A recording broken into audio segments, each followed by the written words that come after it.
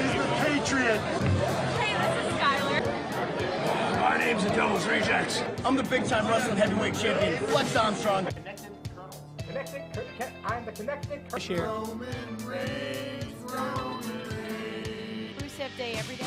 It's Rusev Day every day. Exactly. And you're watching the Wrestling Kennection. And you're watching Wrestling Kennection. And watch the Wrestling Kennection. You're watching the Wrestling Connection.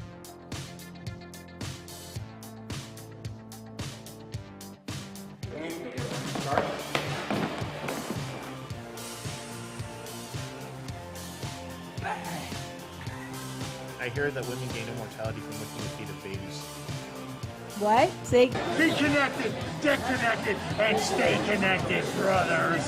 Allison. Hello, Allison, and welcome to the. Be connected, get connected, stay connected. Let's get the big. Of course, with the official presentation. Thank you.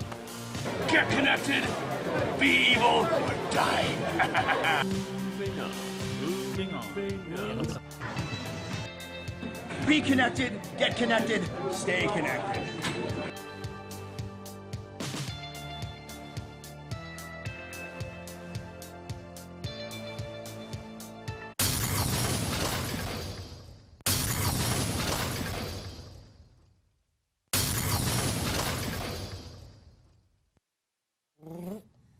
And welcome to. Oh, that was a long break. That was long. That was a long break. Welcome to episode 245 of the most must-see, award-winning show to ever hit the Bedford TV airwaves, or any airwaves for that matter, north, south, east, west, backwards, frontwards, diagonally, sideways, any which way you look at it, all around the world. The Wrestling Connection. I am your host, your connection to the wrestling world, your clean-shaven Big Four champion, Mr. Ken Hill, delivering all the news to you in professional wrestling today. And alongside me, as always, The consumer of wrestling knowledge, the prize fighter, the dragon with the gold, legacy of Team Kaufman. Oh, by the way, cheers. Clink. Dan Kaufman is here as well, and we are here after the holidays. After the holidays, we're energized. We're well rested. And refreshed. we're here to congratulate the new title holder, Vacant. I mean, Vacant, he's a vacancy, the multi-title holder. AKA abeyance. He is the multi-time title holder. He's catching up to you, He's man. catching up to me. He's getting damn close. Very, very close indeed. Originally, James. Now, James would have been. It was his first win. For those who tuned in to our live Survivor Series coverage 2 Sundays ago, James, despite my best efforts with the Big Four pay-per-view championship, Survivor Series is tough. ached me out. Oh God, It was close. Oh man, it was all over the place. Yeah. James ended up aching me out by 1 point, so he won the King pay-per-view title. I ended up taking back the Big Four pay-per-view championship for, I believe, I think it's like the third or fourth time. Possibly. 4 times the Big Four. 4 squared. Big Four. There you go. Big Four squared. Oh, so you're trying to match your wins. Got it. 4 squared. But yeah. I love math. Math. Math. I said math. Math. I said math. Okay.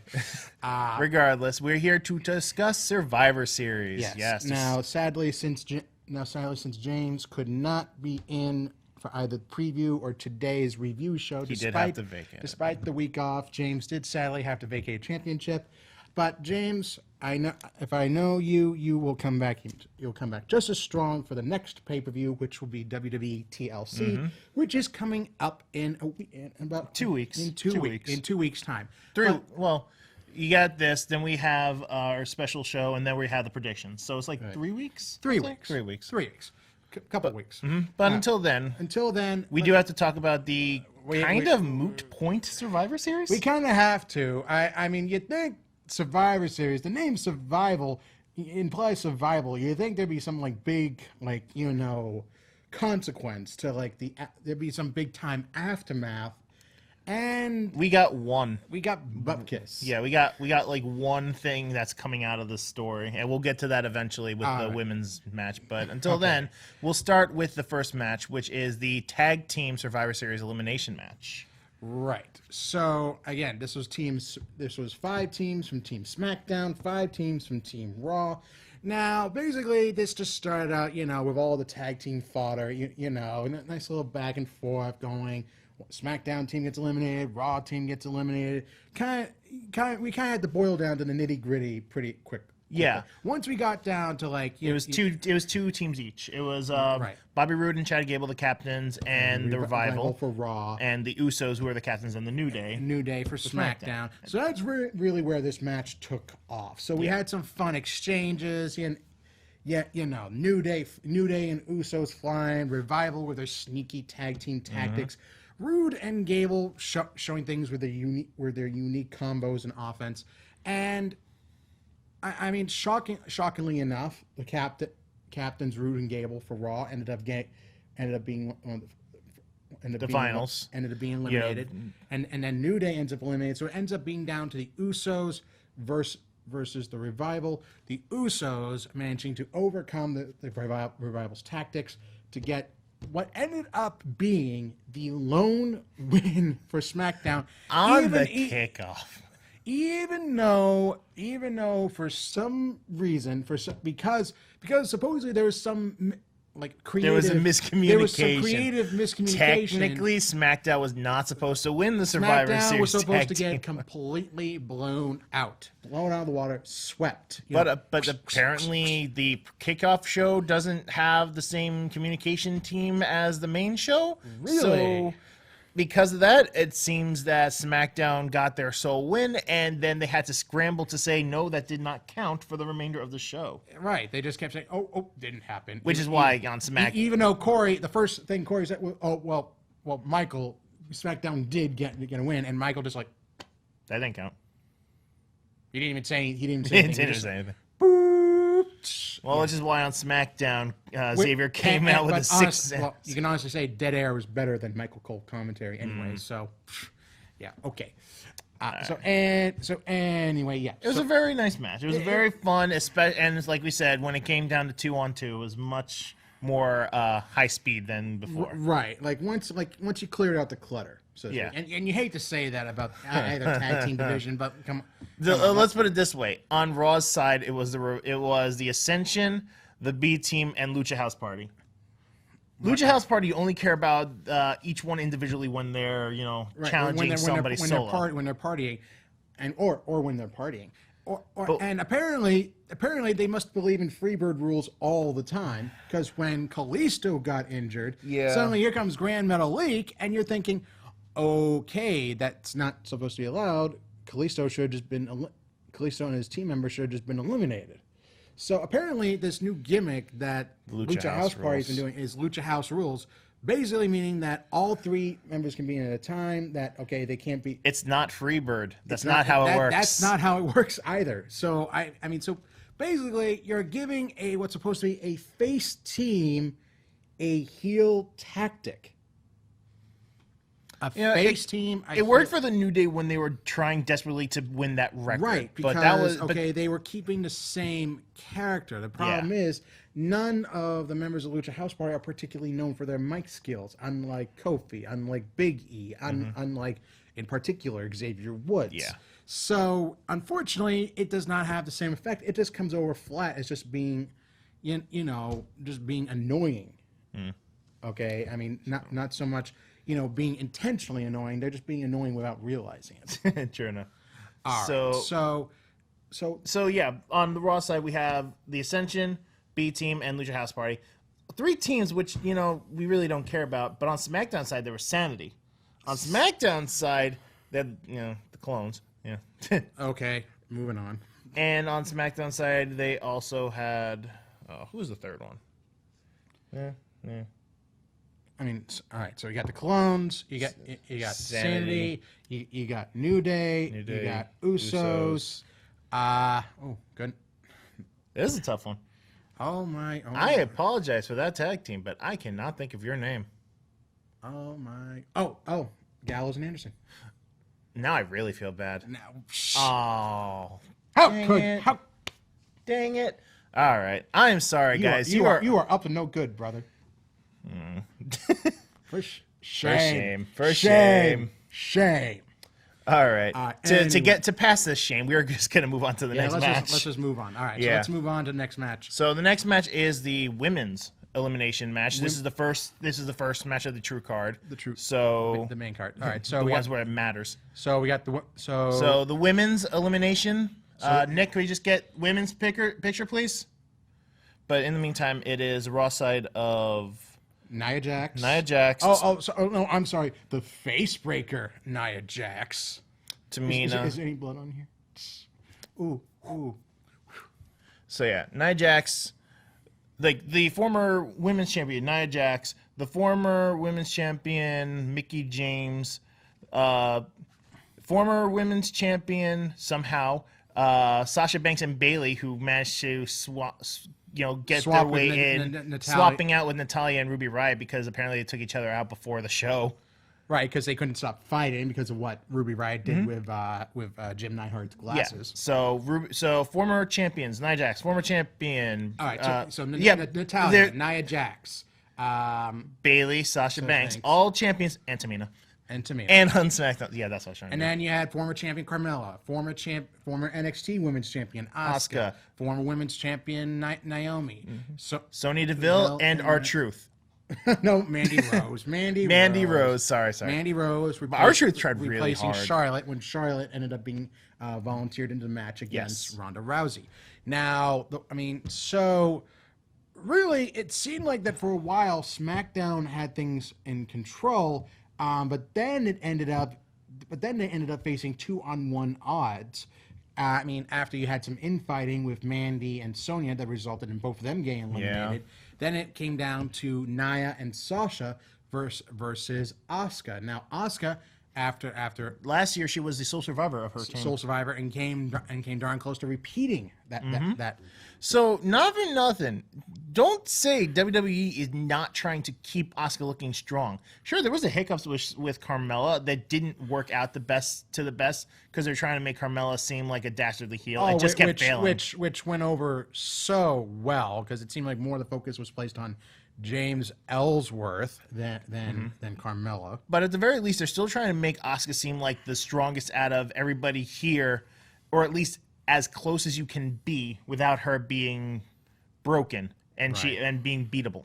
So. Right. So really, the way this match ended up going down was that Asuka just barely met. Asuka was actually just about to be eliminated by Sasha, but then Nia Jax comes in, ambushes her own teammate.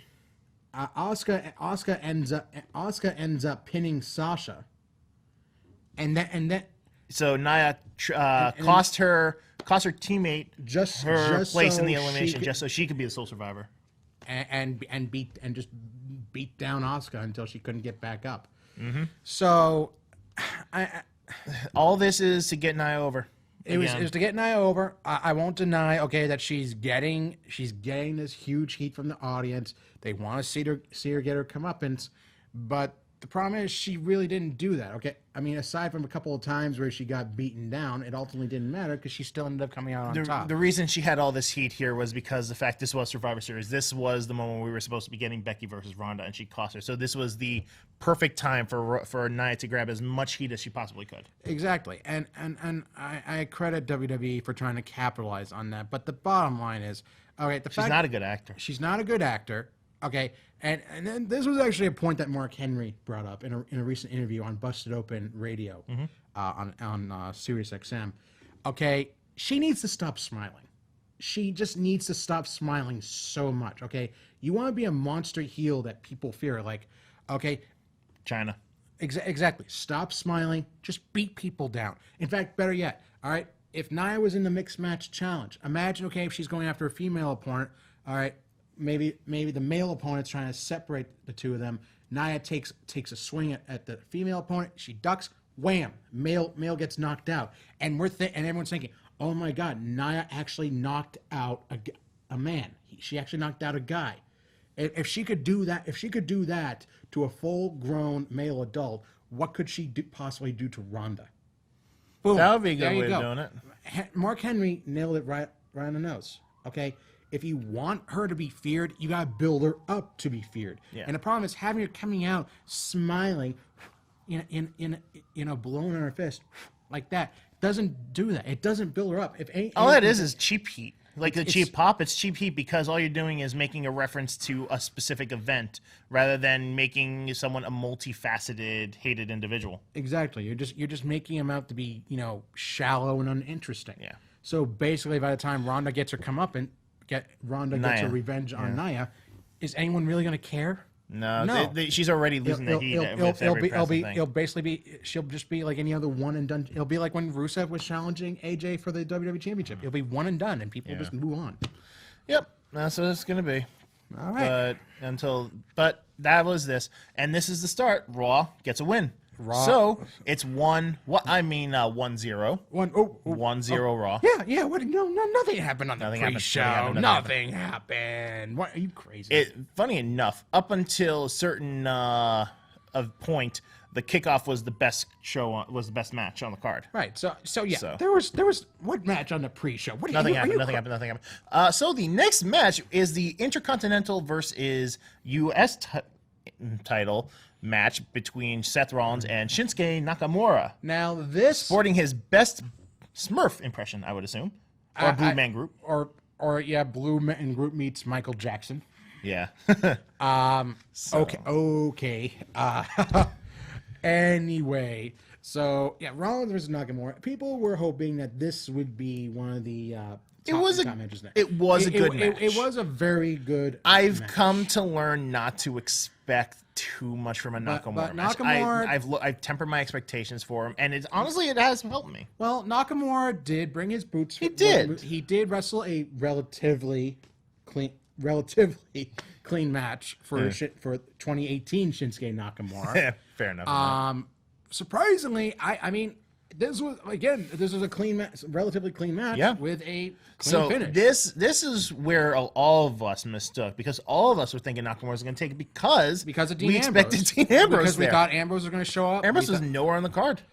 Yeah, I mean, this was the shocker for Survivor Series. The twist here was that there was no real twist. I mean, it was basically just a relatively straight pay-per-view with no shenanigans. I mean, but this was the one where you kind of expected him. Yeah. Almost everyone expected Ambrose to come out here, cost Rollins, and Shinsuke fall out to win. But apparently the intention was for Raw to completely dominate SmackDown. So I guess in hindsight, Rollins eking out the win over a very game Nakamura was the way to go. I mean, it was a great one. It was a great match. I won't deny it.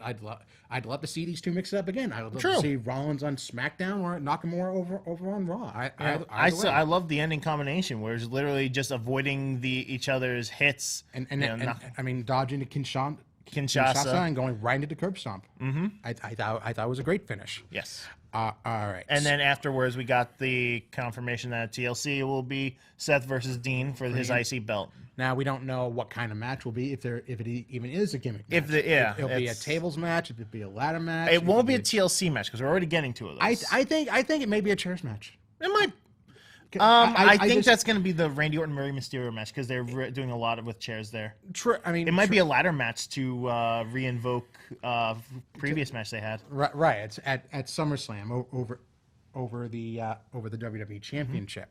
Imagine if their feud was literally a rehash of all of their first feud, just with the roles reversed. I think that'd be cool. I think that'd be cool. I think that make a lot of sense. Mm-hmm. A lumberjack match. Lumberjack match. Hell in the Cell match. With the interference for Bray Wyatt attacking Seth Rollins. Holograms ahoy. Force Ghost. Yeah, Bray Wyatt's Force Ghost. All right. He has the beard. True. All right. Either way. This is not the gimmick you are looking for. This is not the gimmick I'm looking for. Moving on. Moving on. The low point of the evening. Oh, God. So do we really need to talk Yeah, we do. Okay. So this is the tag team titles. This is AOP versus The Bar. This is the Raw Tag Team Champions versus SmackDown Tag Team Yes. Champions. You have Authors of Pain, because I refuse to say AOP, because I know that Vince called them AOP. I'm sorry. What did Vince want to call him again? AOPP. Exactly. That is the story of this match. That had to be the setup. Knowing Vince McMahon, who cannot resist. That was this for the audience of one. This man is a man-child. Vince McMahon child. That's his. child. Yeah. That's it.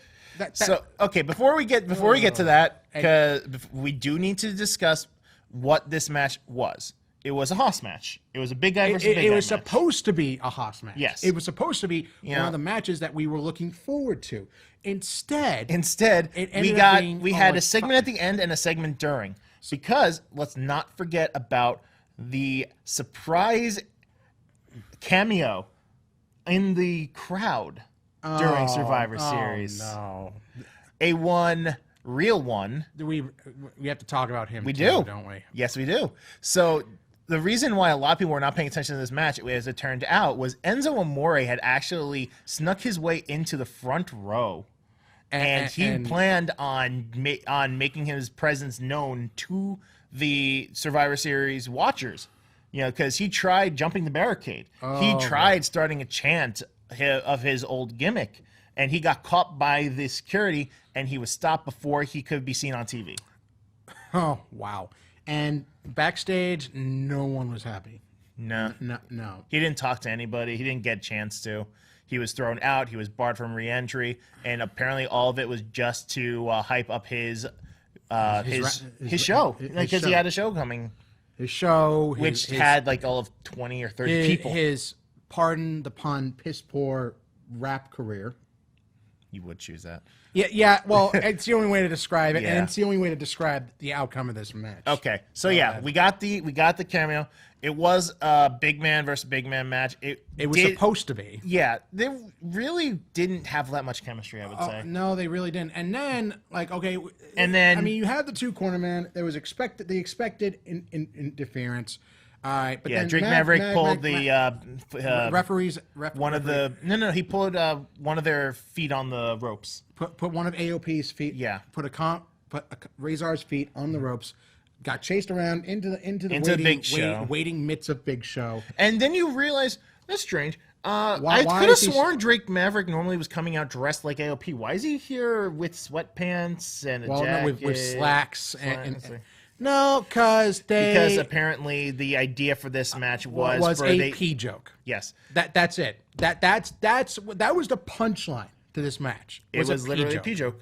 And I hate to say this, apparently it was gimmicked, and the gimmick failed, and he had to do it on command. So it actually was. He actually had to. Yes, it was supposed to be fake, and the fake failed. So apparently, well. So the point of this distracted Big Show, Sheamus, and Cesaro, because all of them couldn't believe this happened. So Titus O'Neil can rest easy because he can apparently vomit on command, but Drake Maverick apparently can't even go to the bathroom on command. So Titus, you actually rank up above someone in WWE. Way to go, buddy! The tall Titus O'Neil finally outranks the miniature rockstar Spud. Finally. Sorry, who? Ooh. Drake Maverick. My apologies. Okay. But in the end, this distracted them. AOP managed to knock Sheamus off the apron. And then hit Cesaro with their neckbreaker powerbomb combo. I think that's what they're calling the final chapter. Final chapter. Yeah. And got the win. And got the win. So Raw goes up 2-0. 3-0. 3-0. Yeah, it's tough to remember. See, even I lost count. But here's the thing. It doesn't matter, because no one's going to remember this match as being a match. Everyone's going to remember this as, here's the Vince part of this show. Oh yeah, here comes Vince McMahon's favorite part of the show. You know he's cackling backstage. Oh, you know it. And then, for the next couple of weeks, it was nothing but bathroom puns. Yep. Most recent episode of Raw had Drake peeing on Bobby Roode's robe in the toilet. In the commode. In the loo. And guess what? AOP won via that distraction too. So apparently this is now a gimmick where AOP is going to win via Drake Maverick. They can only win because of Drake Maverick distracting opponents with bathroom jokes. See, here's the thing. You have Vince McMahon. This is how like an actual normal person would react to something like that. Actually, no. This is how like kids, because apparently Vince thinks kids would find this funny. This is how kids would react. There you go. That's how they're reacting, okay? Yeah. No one thinks this is funny. No one in 2018 thinks, well, okay, with an IQ above single digits. Sorry, Vince. Sorry, Kevin Dunn. No one with half a brain finds this funny. Very true. And unfortunately, we're going to have to wait until either AOP ditches Drake Maverick or they lose the belts. Or Vince croaks. I think the first two will happen first. The thing about people is the one you expect them to leave is when they stick around the longest. The other problem is Vince has he's never liked tag team wrestling, because if he can't find someone to make a breakout star out of a tag team, he doesn't care about them.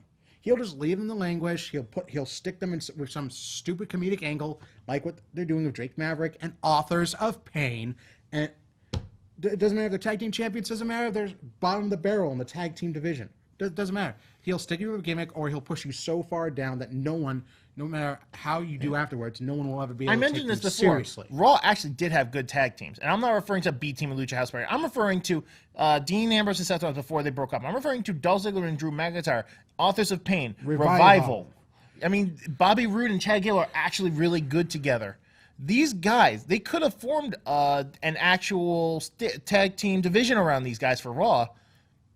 No, Revival's been broken. AOP can't win without P jokes. Dean Ambrose and Seth Rollins are feuding, and Drew McIntyre is so important he left Dolph Ziggler in the dust. Yep, and now he's teaming up with y'all are beta males, Bobby Lashley. Yeah, could you tell that Vince McMahon just discovered the term beta males? Of course. Because we've never heard Bobby Lashley say that before in his life. You know what? If we don't get past this, we're just not going to. So let's just move on. Yeah, please. So after this, I'm pretty sure was the Cruiserweight match. The Cruiserweight Championship. Yes. Match. This was one of the. This was the show. This was the show stealer. I disagree. This is my. Come on. No, this is a great match. Do not get me wrong. So this is Buddy Murphy versus Mustafa Ali. Right. So these guys are great together. The entire match was literally set around Buddy Murphy saying nope to anytime Mustafa got on the top rope. Yeah. So basically, this was Buddy's power and striking game versus Mustafa's aerial game. Yes. Okay. Do we have the Cruiserweight title picture? Yeah. Buddy Murphy versus Mustafa Ali. So yeah, every time Mustafa went to the top rope to try and do something aerial, Buddy Murphy would push him off. Buddy would just stop. Mustafa would just eat pavement, eat the outside every single time. Exactly, and the ending coming when he was gonna try and go for a springboard clothesline. Suddenly, Buddy out of nowhere, boom, knee to the face, midair knee strike. Murphy's Law, 1, 2, 3, retained the championship in what I thought was a great match. There was the Spanish Fly from the announcer's table to the floor. That was ridiculous. You know, you can't have a cruiserweight match without Spanish Fly, apparently. Apparently not. I mean, basically everyone in 205 Live does it. It's a good move. It's an amazing very good move. I mean, Cedric Alexander does it. Mustafa Ali does it. If you're a babyface, you do it. If it's a babyface, you must do Spanish Fly. Damn it. Fly like a Spaniard. No, sorry, Triple H. You must do a Spanish Fly.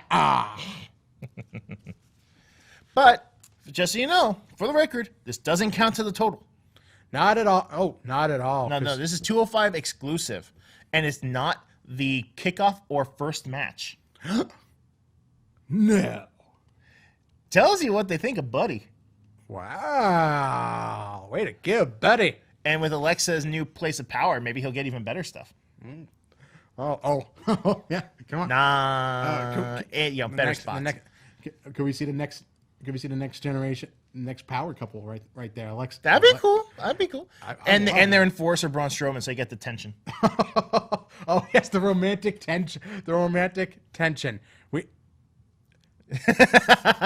See, She's coming later. See Anna Kendrick. She can sense the tension. She can sense the potential romantic entanglement with Braun Strowman, Buddy Murphy, and Alexa Bliss. Of course. Of course. All right. So, fedoras for everyone. But now let's get rid of the final Survivor Series elimination match. This is the men's elimination, with Raw's side being. Thank you. We have not Baron Corbin. Although I love the fact that R-Truth tried to join both teams. R-Truth was amazing on this show. R-Truth loves everyone. Yes. He's an equal opportunity lover. Yeah. So for Raw, you got Finn Balor and Dolph Ziggler. Those are your little guys. Then you got Braun Strowman. Then you got Braun Strowman, Drew McIntyre, and Bobby Lashley versus Rey Mysterio, Shane McMahon, Jeff Hardy, Samoa Joe, and the greatest captain in history. 2/3 best in the world. One half of co-besties. Co-besties. Dummies. Okay. So I mean, not for okay. So first off, this match. How did this match start? This match started with an immediate elimination of Samoa Joe via Claymore.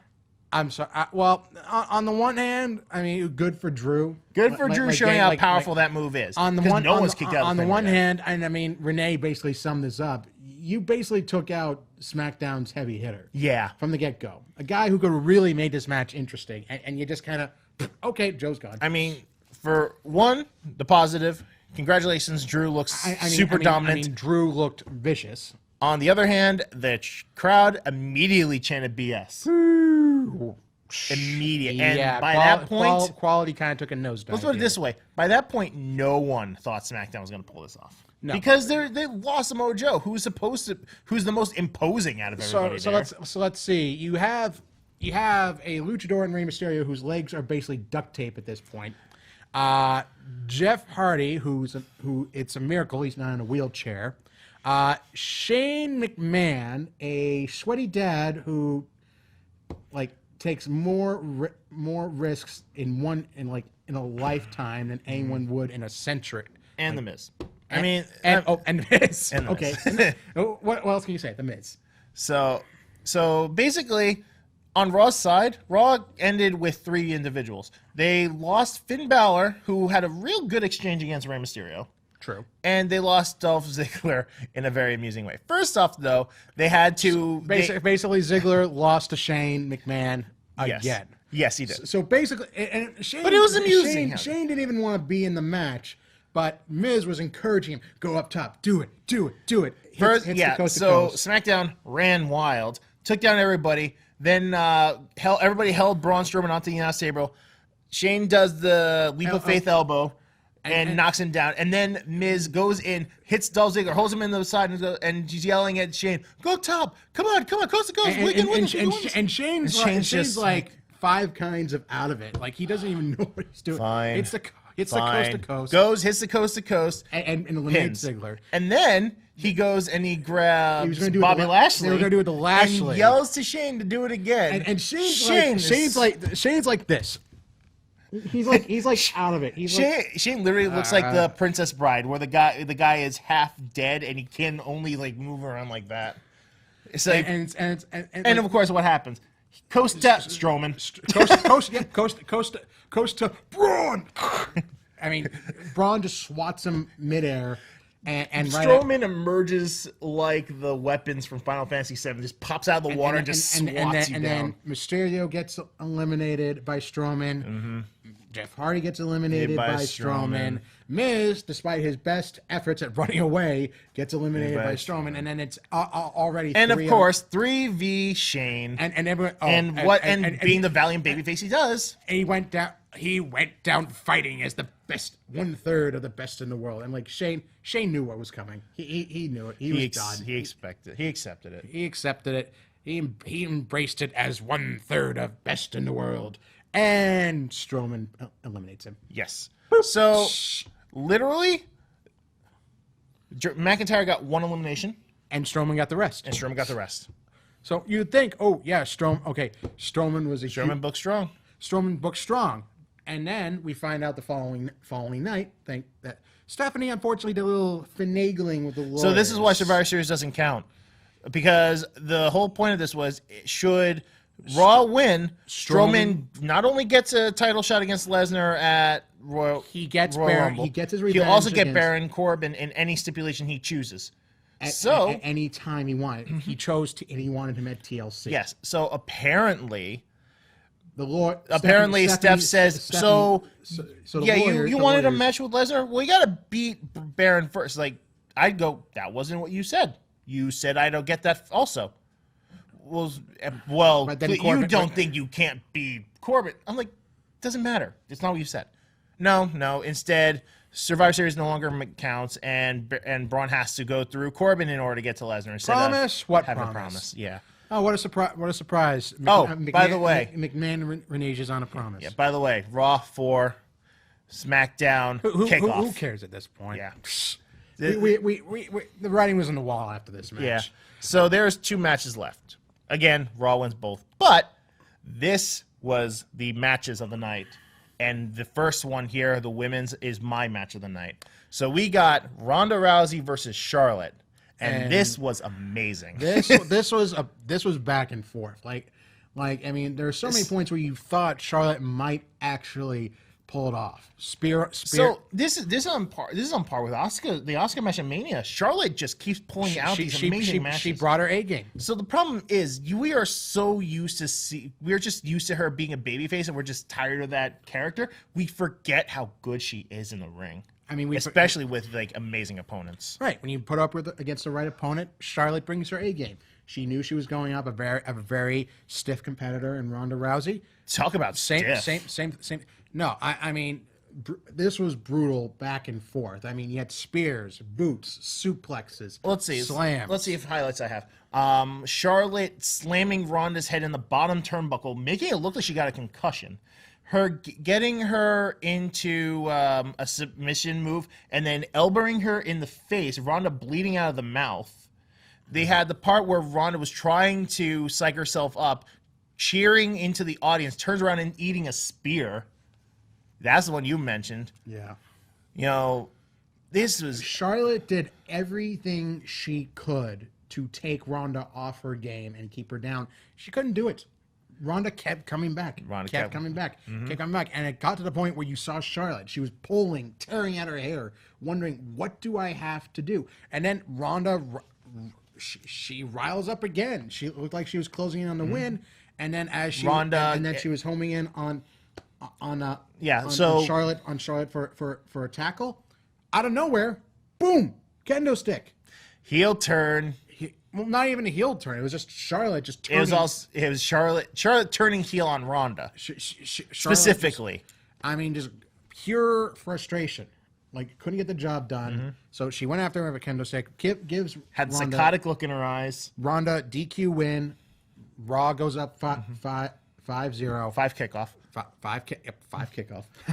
And it was kendo shot, breaks the kendo stick, gets another, keeps going, gets a chair. Ronda at one point tries to like come back, but then, steel chair shot, and then wraps her head in the steel chair and Pillmanizes her.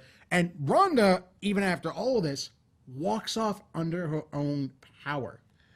And like she even swore off like one of the medical aides, just telling you. And it was great, and it was amazing, and she looks like a true warrior.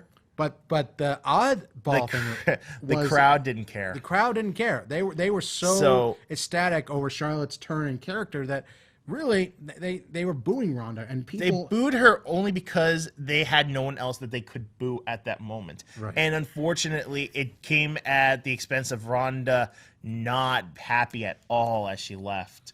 She yelled at a fan, yelling, "You're not a man." Turned around, looked really upset when people were booing her as she was leaving. I mean, apparently WWE loved the reaction because they expect a reaction at any major event, period. But there comes a point where you have to, you have to start gauging positive against negative, and not just she's getting a reaction, so we got to do things this way regardless of what kind of reaction it is. All right, if it's they had to do some damage control, so they had Ronda come out, they had her get like they had Ronda come out the next night. They had her say she scratched, she clawed, she fought against the adversity of not just the crowd, but of Charlotte. She plans on getting her revenge on Charlotte. Yeah, she got her heat back. She's good on what she needs to do. She got her chutzpah back. And because of this, now we're very confused at what the Mania match is going to be because it's now fallen to anything. Now it's waffling between Becky, Charlotte, Becky and Charlotte, Ronda and Charlotte, Ronda and Becky. So really, it could go any which way. Yeah. So that's something we actually get to wonder now. We get to look forward to it. I mean, you could even have a triple threat match. Yeah, I was thinking that too. I mean, we got a triple threat match for the SmackDown Asuka title coming up at TLC. Yeah. So on Raw's side, the only real star is Ronda. While on SmackDown, we got Charlotte, Becky, and Asuka's coming back up now. Asuka's coming back because while Ronda is dealing with Nia Jax. Sorry, the face breaker, Nia Jax. At TLC, SmackDown's women's champion is going to be Becky versus Charlotte versus Asuka in a tables, ladders, and chairs match. I believe the first ever women's tables, ladders, and chairs match. Yet another first in women's wrestling history. But this is my match of the night. It was. I see where you're going.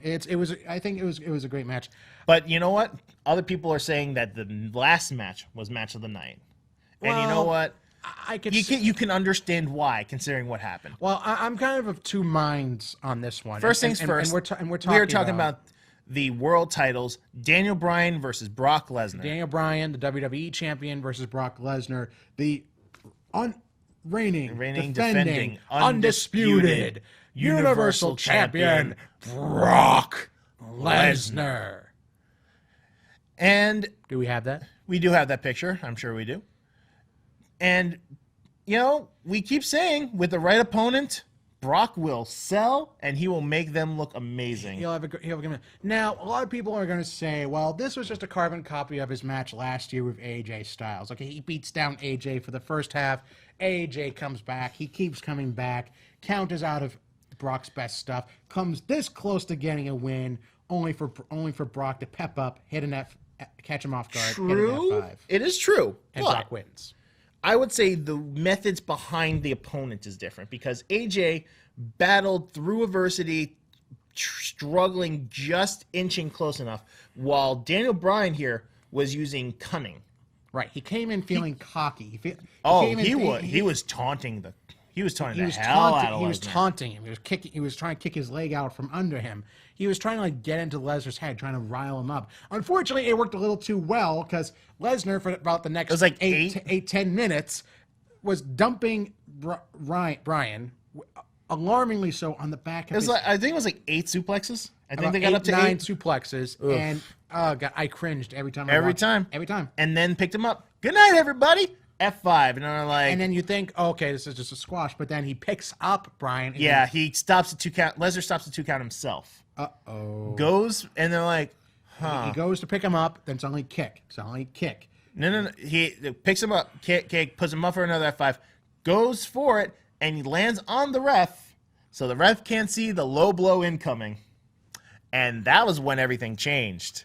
Right. Then okay, he just starts stomping Lesnar's face like it's a watermelon, and Bryan's at a Gallagher concert. I mean, and his foot's the sledgehammer. Mm-hmm. So like he gave him he's curb stomping away. He's stomping away at Lesnar. Lesnar rolls out. Then he's hitting kicks. He's hitting dives, like tope suicidas. Anything to take down Lesnar. Lesnar drives into the ring post. Bryan slips out, rams him head first into the ring post. Yep, puts him into the ring, hits him with the knee.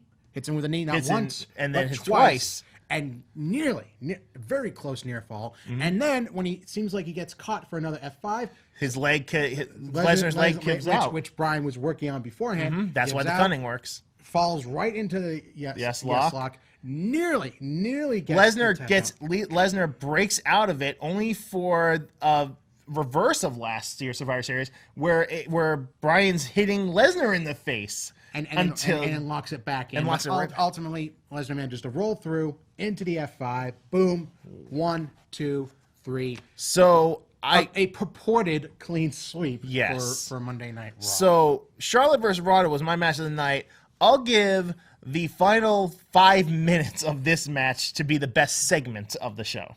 Right. It showed you that, why people were salivating years prior to seeing Bryan and Lesnar mix it up, only for Bryan to have to retire, and we didn't get it. Now, we got to see what that would have been like. And, it lived up. I think it went a little bit beyond expectations. Oh, absolutely. Lesnar, even after he won, was holding his leg for it was almost broken. His leg, his jaw, like he went through the ringer. So you see, the point is, you either with Lesnar, you really get one of two people. Someone who comes in, throws in a few suplexes, F5, calls a couple F5s, calls it a day.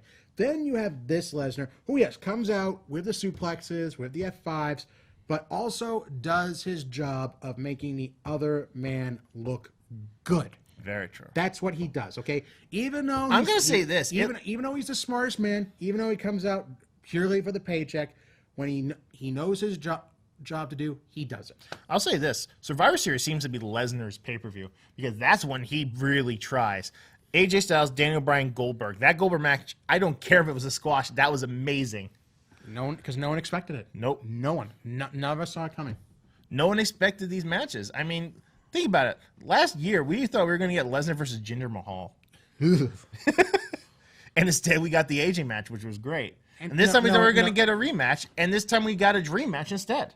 So now, and apparently Lesnar beat the pain out of Daniel Bryan and the fear out of Daniel Bryan. So now Daniel Bryan is the new Daniel Bryan. You got the new Daniel Bryan who will be facing AJ Styles in, I believe, a TLC match. I believe it is a ladder match? A ladder match for the WWE Championship. While Lesnar will be off for TLC, shocker. But we may very well be seeing him at the Royal Rumble. He may be facing Braun Strowman. He may not. It depends. All depends, actually, on whether Braun Strowman's injury. Because Braun Strowman did have surgery this past week. Remove bone spurs. We don't know if he will be. He is showing up next Monday night on Raw. I would be very interested if he actually asks a friend to help him. A certain friend, like one who follows the buzzards, you might say. Considering the fact that at the Starrcade house show, Bray Wyatt not only beat Baron, but after Baron restarted the match, he beat him again. So that's strong booking, in my opinion. So a returning Bray Wyatt could have big ramifications for TLC. If Braun Strowman indeed cannot be cleared to compete by then, several scenarios have been thrown around. There's been a 6-man match with the new trio of Baron, McIntyre, and Lashley versus Elias, Balor, and a partner of their choosing. I'm going to call them the Wolves of War because Baron Corbin is the lone wolf. Lone wolf with 2 extra. 3 if you count 3 if you count the child. Right. Anyway, we said, the Survivor Series, in the end, it's pointless because Raw and SmackDown both did not acknowledge it and instead just continued on as if it didn't happen. Yeah, but par for the course for WWE and its sense of continuity, which is just about as jumbled and nonsensical as The Simpsons at this point. Don't have a cow, man. It's just a pay-per-view. But that means that our next chance to claim the belt from Vacant, curse you, Vacant, in your ways. Vacancy. It will be tables, ladders, and chairs. Right. But that's not for a little while. So next week, we actually get to decide on a segment we want to choose.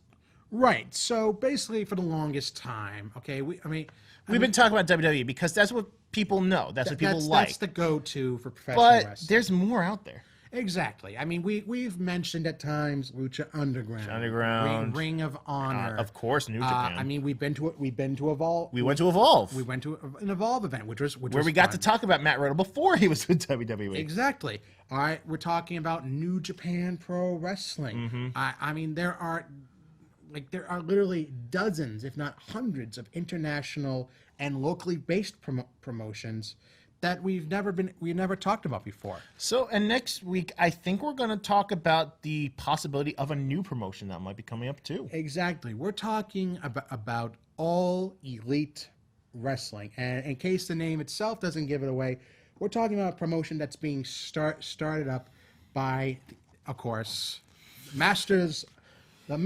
purveyors of the super kick party, The Young Bucks. Matt and Nick Jackson. Yes. I still say it should have been called All Wrestling Elite. That way we could literally just had All Elite Wrestling. Aw. I'm still calling it. I don't care. That's all I'm calling it. Okay. So, yes. So, we will be discussing that. We'll be talking about that. The possibility of the new Lucha promotion, Aero Lucha, coming in 2019. So, we'll be talking about a number of promotions that may very well be coming up by next year, and we'll be coming up promotions that have been building themselves up for the last couple of years. Like I said, like Lucha Underground, like New Japan Pro Wrestling. So we're going to take a break from WWE, let them rest up. Well, maybe mention them in the highs and lows, because believe me, I have a low that I've been thinking about. Yeah, the low is called the entirety of Monday Night Raw. Monday Night Raw, what they're doing in the UK across division. the board. No, just across the board. Monday Night Raw. That's the one big low. There's a preview for you folks. Just Monday Night Raw. Period. All right. But in the meantime, In the meantime, that's it for us today. we hope that you were all well rested. We all hope you had a happy Thanksgiving. Have fun shopping. Have fun shopping out there. Don't forget your coupons. And remember, as always, to be connected. Get connected. Stay connected. Play us out, Kermit. Too many times to ignore it. It's something that I'm supposed to be. Someday we'll find it. The Wrestling Connection. The lovers, the dreamers, and me. La da da dee da da doo. Da da da da da dee da.